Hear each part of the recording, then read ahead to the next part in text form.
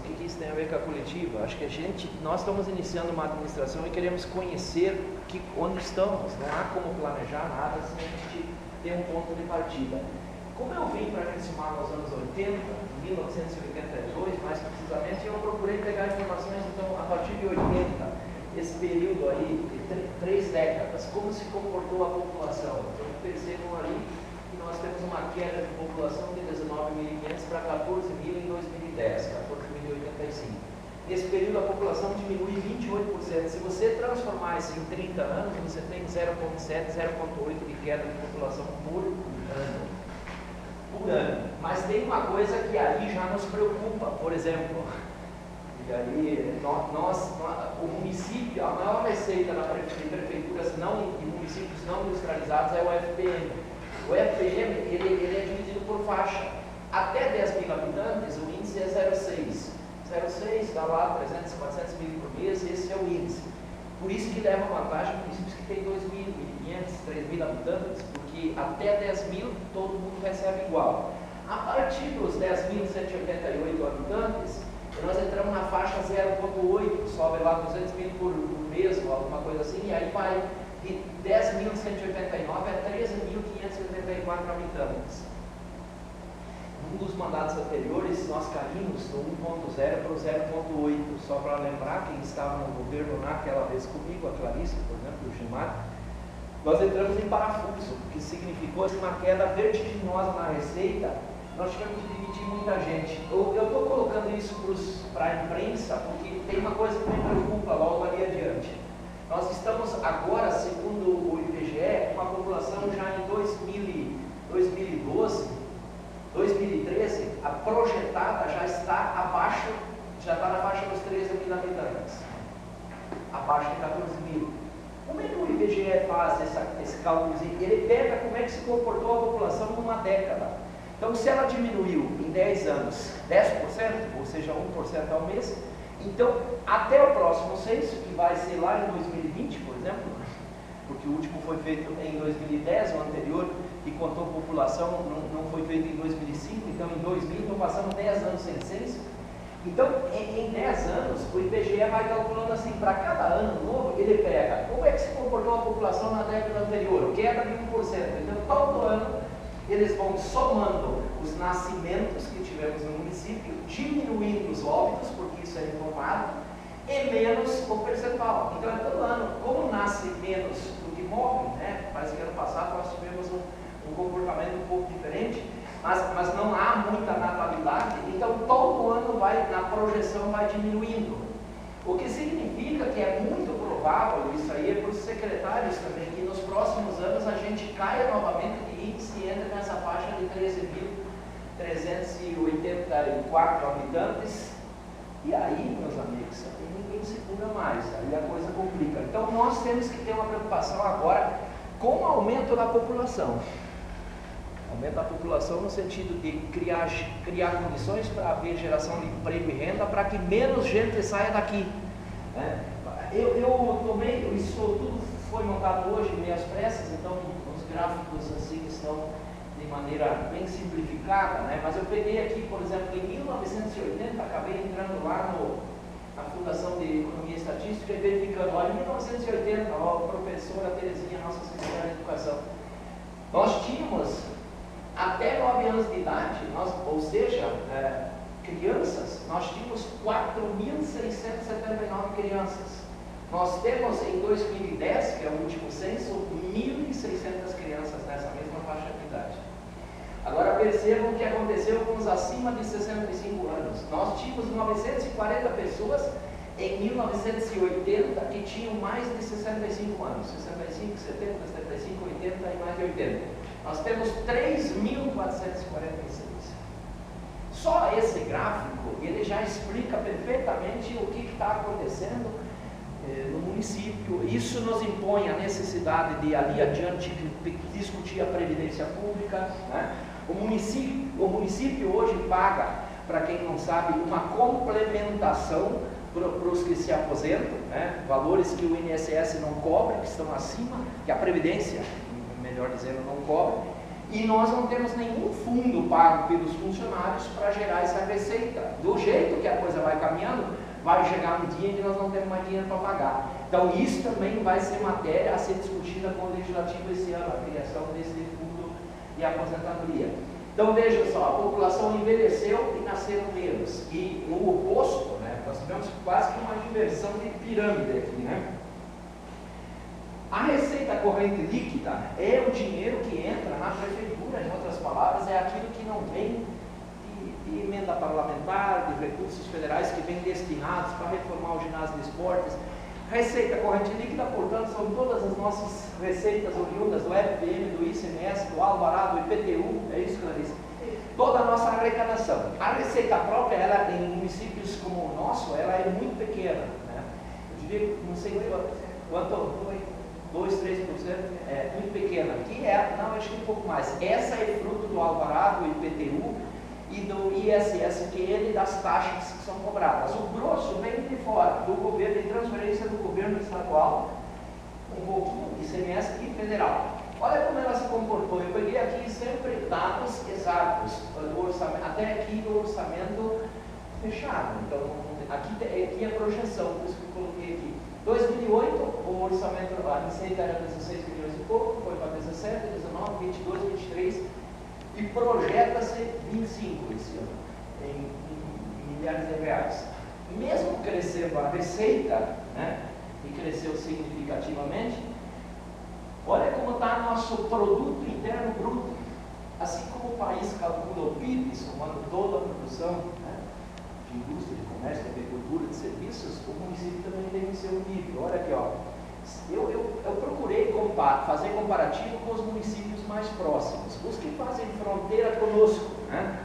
Podia ir para Portela, podia ir para outros lugares, mas peguei aqui, Tiradentes do Sul, isso aqui é dados do IBGE 2010. Tiradentes do Sul, somando a produção pela população, a média que cada habitante gerou de riqueza em 2010 foi 11 mil e pouco. Criciúmal só ganha de Tiradentes do Sul, se comparado com Três Passos, 15.900, vai dar 17, Doutor Maurício Cardoso, 18.700, Nova Candelária, 24 mil. 11 para, quer dizer, nós em relação à Nova Candelária, eu acho que isso nós precisamos conhecer, né? Nós em relação à Nova Candelária, o cidadão que está do lado de cá, do Rio Reúno, o PIB per capita dele é a metade. Se nós dividir a riqueza pela população, é exatamente menos da metade, né? Horizontina é uma coisa extraordinária, 39. Só que Horizontina eu coloquei aqui, que é a nossa fronteira, mas a gente sabe que ali isso aí é decorrência do parque industrial, tá? Então, em termos de PIB, Produto Interno Bruto, que determina o tamanho do orçamento do município também, que é a riqueza final, que se gera no município. Esses aqui são valores, então, soma da riqueza dividido pela população, nós somos o segundo menor entre os municípios que nos servem. A taxa, isso acaba refletindo nas outras áreas. Quanto menos riqueza nós geramos, menos recursos nós temos para investir. Então, por exemplo, Terezinha, secretária de Educação, taxa de analfabetismo com pessoas com 15 anos ou mais.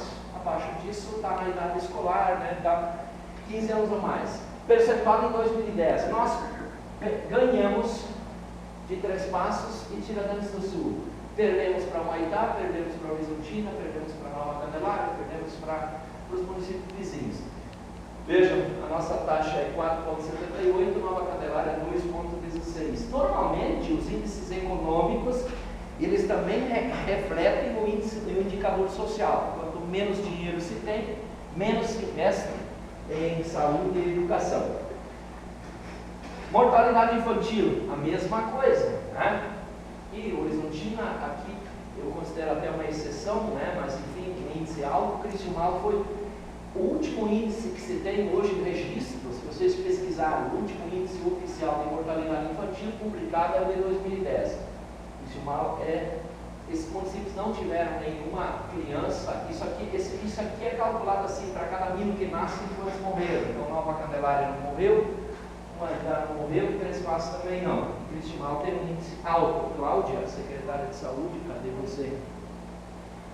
Eu fui fazer período de estágio lá pelo Centro-Oeste, e aí eu cheguei numa prefeitura, chama Nova Santa Helena, e o prefeito havia se reeleito, e aí eu chamei o secretário de saúde, que estava então indo para o 5º mandato consecutivo, e perguntei para ele qual era a mortalidade infantil, o município não sabia. O secretário de educação lá não sabia qual era o nível de repetência, evasão escolar, analfabetismo. Isso é o mínimo que vocês precisam saber. Falando agora para os secretários.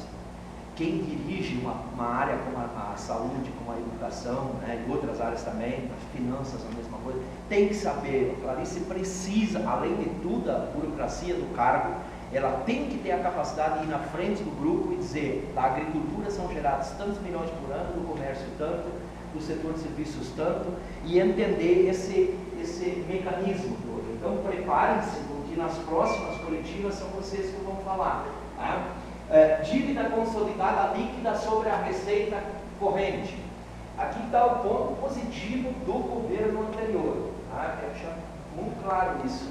Então estamos aqui para apontar falhas, ou somente falhas, ou somente fazer elogios. Aqui tem um ponto que é possível considerar como positivo. Olha só, em 2008 nós tínhamos um comprometimento de 9% com endividamento de longo prazo, e tem dívida parcelada há 30 anos atrás. Nós tínhamos financiamento de máquina, elas foram pagas, né? Aquilo que cabia à administração anterior pagar foi pago. Havia parcelamento de energia elétrica, iluminação pública, que durante décadas não era pago, e nós assumimos essa conta e parcelamos ela, também foi liquidada. Então hoje nós estamos com um endividamento de apenas 2,11%, se não me falha a memória, eu não coloquei o índice exato. Então houve uma diminuição da dívida pública. Vocês podem considerar isso assim também. Não se fez novos financiamentos e manteve-se o pagamento daquelas parcelas que já haviam sido contratadas. Foi isso que aconteceu. Mas não considerem isso apenas como uma coisa maravilhosa, porque eu acho que esse índice, às vezes, quando ele se transforma em investimento, era melhor que se tivesse, por exemplo, aderido ao PAC e buscado recurso para, por exemplo, fazer o sistema de tratamento de esgoto. Isso seriam 20 milhões ou mais. Nós teríamos um endividamento, mas teríamos resolvido um problema grave de saneamento, e agora eu não consigo mais entrar para pegar esse recurso porque os prazos venceram. Quanto ao dinheiro deixado pela administração anterior, pessoal, de novo, esses números estão disponíveis no setor de contabilidade, né? Fazenda, Secretaria de Fazenda. Em 2008, quando saímos, você é obrigado a deixar o recurso de todas as dívidas que você contraiu no seu mandato, com exceção daqueles financiamentos de mais longo prazo, mas aí você precisa deixar a previsão orçamentária e tudo mais. Eu deixei para o prefeito Sérgio 274.751 de recurso livre. Esse é um dinheiro, eu lembro na época, ainda comprei um carro, né? Fui lá, o Sérgio precisava de um carro para o gabinete. Esse é um dinheiro que entra no caixa, que você não tem compromisso com ele. Esse é uma reserva. Eu recebi, nós recebemos, os senhores e eu, um montante de R$150.006, tá? De recurso livre, que está no caixa, na tesouraria, né, enfim, depositado em bancos no dia 31 de dezembro, no dia 1º de janeiro, 150 mil. Porém, eu preciso que vocês observem ainda o seguinte: vocês lembram que a Câmara de Vereadores fez uma economia de 298 mil, fez uma sessão legislativa e disse que esse dinheiro seria para o hospital, para a APAI, para a ABMEC, para o Tupi Futebol Clube, se não me falha a memória. Não sei se o Lara Veloso também estava junto. Esse dinheiro a Câmara economizou, transferiu, isso era automático, para o orçamento, para o caixa, para o orçamento do município no fim do ano, e isso acabou sendo, boa parte dele, 50%, acabou sendo gasto. Se eu considerar isso, se não tivesse sido feito a economia na Câmara, nós teríamos fechado o orçamento no vermelho. Aí eu não sei por que tudo que é negativo é vermelho, né? O colorado, por exemplo, né? O boletim escolar e o demonstrativo contábil, né? Normalmente se põe em vermelho, né? Bom, 148 mil, então ficou isso, 150 mil. No entanto, houve a absorção, o gasto de 50% daquilo que a Câmara de Vereadores transferiu. O que mais? Aí aqui vem a grande preocupação. A grande preocupação. 2008 gastava-se com o pessoal, gastou-se em média 38,66%. Essa era uma média meio histórica, né? Gastava-se 36, 38%. A atual administração, por força da implantação do piso nacional, né, do magistério, e é bom deixar isso registrado, isto, professora Terezinha, e além disso, os concursos e as contratações de qualquer natureza, emergenciais, CCs, jogaram os gastos de pessoal para 50%. Permitam arredondar para cima, porque é tão próximo a 50% que fica mais fácil de entender. 49,84%. Para vocês terem uma ideia, Nova Candelária gasta 34%. 34%, nós estamos com 50%. É sem dúvida o índice maior de toda a região celeira. O que significa dizer que de cada R$100 que entram no município, frutos das transferências voluntárias, dos impostos, enfim, das contribuições dos cidadãos, 50% são mortos com a folha de pagamento. O limite, se não me engano, é 51,3, é isso? É o limite judicial, começa o alerta. O alerta começa, segundo a Lei 101 de Responsabilidade Fiscal. E aqui eu ainda tenho que levar em consideração que em cima desse índice, nós temos que aplicar, então o que houve foi um crescimento no índice, não é na despesa. A despesa, claro que aumenta por força de reajuste e tal, mas o que aumentou foi o índice. Você gastava 38, hoje você gasta 50.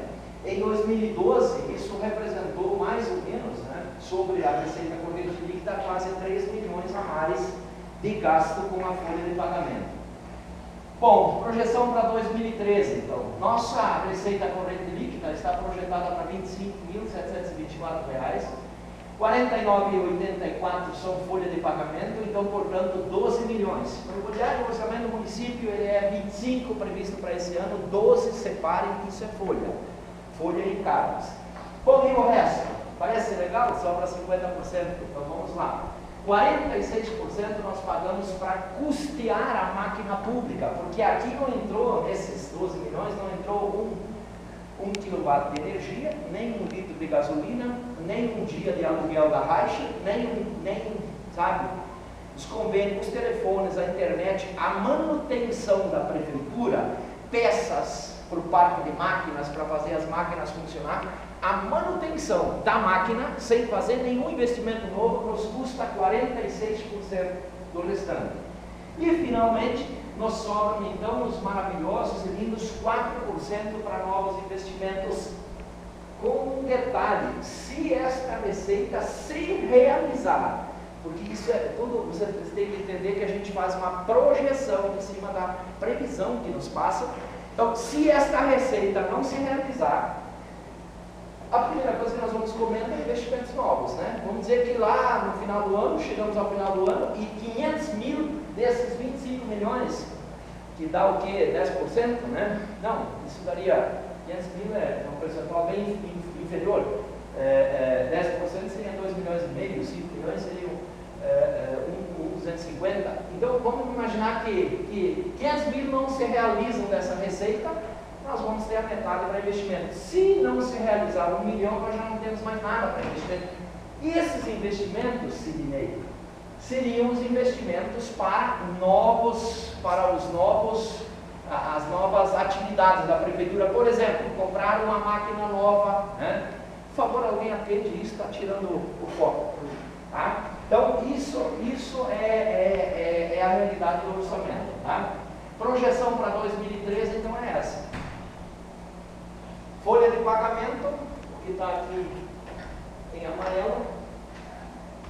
Do bolo, imaginem na receita pública, 25 milhões e 700 mil, se realizando. O que está em amarelo, nós vamos comer do bolo para pagar funcionários. O que está em azul, nós vamos comer para manter a prefeitura funcionando, para manter o transporte escolar, para manter tudo isso. E o que está em vermelho é a nossa perspectiva de fatia do bolo para novos investimentos. Eu acho que isso aí, eu não consigo nem atender o que eu prometi no primeiro programa de rádio. Então, nós estamos diante de um primeiro problema. Nós vamos ter que buscar mais recursos fora, ou aumentar a receita, ou diminuir a despesa para cumprir o que assumimos em campanha. Tá? Bom, vamos lá, vamos em frente. Isso está claro para vocês? Alguma pergunta até aqui, pessoal? Já saí da parte financeira do município? Tem alguma dúvida? Nenhuma? Não, tranquilo? Então vamos à última parte. O que nós estamos trazendo de novo? Não é nada extraordinário para vocês, mas algumas coisas a gente gostaria de firmar aqui e que vocês possam divulgar a partir de amanhã.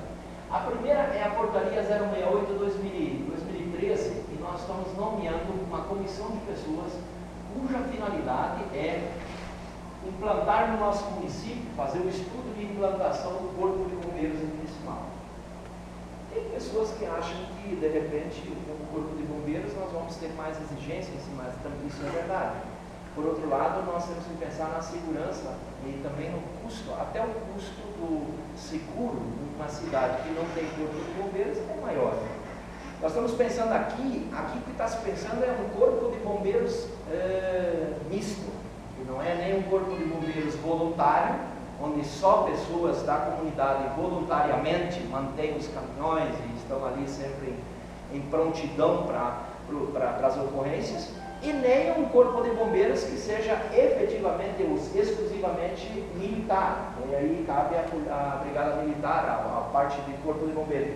O corpo de bombeiros misto, ele tem uma parte militar e uma parte são pessoas civis. Nós temos aqui o Jânio mora aqui em Criciúma há muitos anos e ainda continua sendo voluntário do Corpo de Bombeiros em 3 de maio. Esse voluntário não é remunerado e ele, alguns dias, algumas horas por mês, ele fica lá de prontidão, né, para o caso de uma emergência, porque você sempre tem que ter gente 24 horas por dia, mesmo que, né, as ocorrências sejam pequenas. Então, essa portaria nós estamos assinando na tarde de hoje, e o presidente dela, o Eduardo, para quem não conhece, é o Gauchinho.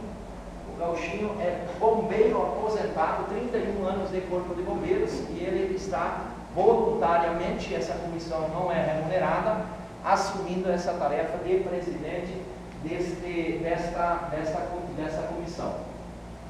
Uma outra informação, nós estamos nomeando através da 069/2013 uma comissão de pessoas que aqui constam, né, para proceder o estudo de viabilidade e aquisição pelo município da fábrica de calçados do patrimônio da Raiche de Criciúma. Nos convencemos, apesar de todas as dificuldades e que não temos recursos em caixa, nós temos que fechar este negócio. Eu tenho elencado 6 motivos para comprar. Primeiro, porque pagamos aluguel. Em 4 anos temos que desembolsar 1 milhão de aluguel. Segundo, porque aí nós teremos proprietários da creche. Poderemos ampliá-la. Hoje nós temos dificuldade de creche, de atender, e a cidade, à medida que cresce. Terceiro, pela segurança, porque alguém vai comprar. A empresa decidiu vender agora. E tem gente, inclusive, em Criciúma, com vontade de comprar.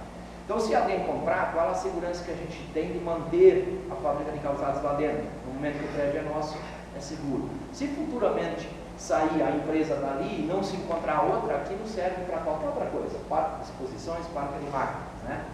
E além disso, nós teríamos um restaurante para colocar em prática um projeto que nós anunciamos, nós levantamos durante a campanha, que é um restaurante popular, para os funcionários ali que trabalham nestas imediações. E por último, sobram mais ou menos 3 hectares de terra para a gente fazer alguns lotes para empresas que querem área industrial, e não ficou dinheiro no orçamento, no caixa, para fazer a aquisição dessa área industrial, tá? Então ali nós teríamos a possibilidade. Se vocês olharem lá no quadro, depois vocês vão ver todo o mapa ali, ou vocês vão ver a própria imagem lá, bem caracterizada na área que sobra. O decreto 007/2013, nós estamos propondo a criação do serviço Disque Lâmpada. Isso é um serviço que estamos implantando, assumimos em campanha, eu e o vice-prefeito, e ele hoje se torna, a partir de segunda-feira, ele se torna realidade. E aí nós vamos precisar sim da atenção de vocês de divulgar o número Nós não conseguimos para Criciúmal, por enquanto, um 0800 que o cidadão liga e não paga essa ligação. Então nós tivemos que buscar um número telefônico que fosse não tão difícil de decorar, 91650011, e colocamos 9090 na frente, porque a pessoa vai ligar a cobrar. Qual é a ideia, Sidney? Você está passando na rua, vê que a lâmpada está queimada, você pega, isto sendo durante o expediente, esse serviço funciona no mesmo período, no mesmo horário que funciona o serviço público, ou seja, das 8 da manhã às 5:30 da tarde. Você liga, se identifica, informa seu nome, o seu endereço, o local, de preferência nós informando qual o poste, é o terceiro, o quarto, quinto poste, até os postes, se não me engano, tem até uma numeração, e nós emitimos então uma ordem de serviço. A mesma coisa que acontece quando alguém liga para a RGE dizendo que está faltando energia, eles emitem, né, essa ordem de serviço. E essa ordem de serviço nós temos o compromisso de, dentro da cidade, fazer a substituição da lâmpada, ou conserto, no caso, porque o secretário de obras sabe que nem sempre é a lâmpada, às vezes é a haste, em 48 horas. E no interior, né, que nós temos as vilas, né, as comunidades rurais, nós temos o compromisso de fazer a substituição em 72 horas. O que nós queremos com isso? É evitar que as pessoas liguem ou aqui para a Lua ou lá para o parque, e alguém anota um bilhetinho e fica aquela confusão, e depois fica um culpando, o cara não anotou, botaram o bilhetinho no lixo. Este telefone, ele diz que lâmpada vai funcionar só para receber ligação em relação à iluminação pública. Vai ter uma pessoa responsável na frente do computador, vai gerar relatórios. Os funcionários responsáveis pelo serviço de iluminação pública vão trabalhar a partir da demanda do disque lâmpada, né? Então eles vão pegar, emitir, e vão ter que prestar conta para esse setor, tá, pessoal? Eventualmente, numa dificuldade de ter que trocar o poste todo, né, o serviço poderá inclusive dar retorno ao cidadão explicando o motivo da falha no atendimento, mas cada um vai receber um protocolo com o número do atendimento, e isso vai nos permitir inclusive rastrear um pouquinho onde é que estão os nossos maiores problemas. Às vezes a lâmpada queima 10 vezes no ano no mesmo poste, porque o problema não é a lâmpada, o problema é o mau contato lá dos fios e assim por diante. Então esse disque lâmpada estará funcionando, e aqui eu observo, né? A partir de segunda-feira eu gostaria que vocês me ajudassem a divulgar. Nós estamos pedindo para a RGE, nós estamos fazendo uma consulta para a RGE, para ver a possibilidade de imprimir esse número no próprio recibo de energia, né? Assim como tem o número deles, seria o número do disque lâmpada. Tudo para tentar ganhar tempo e facilitar a vida das pessoas. Alguma pergunta?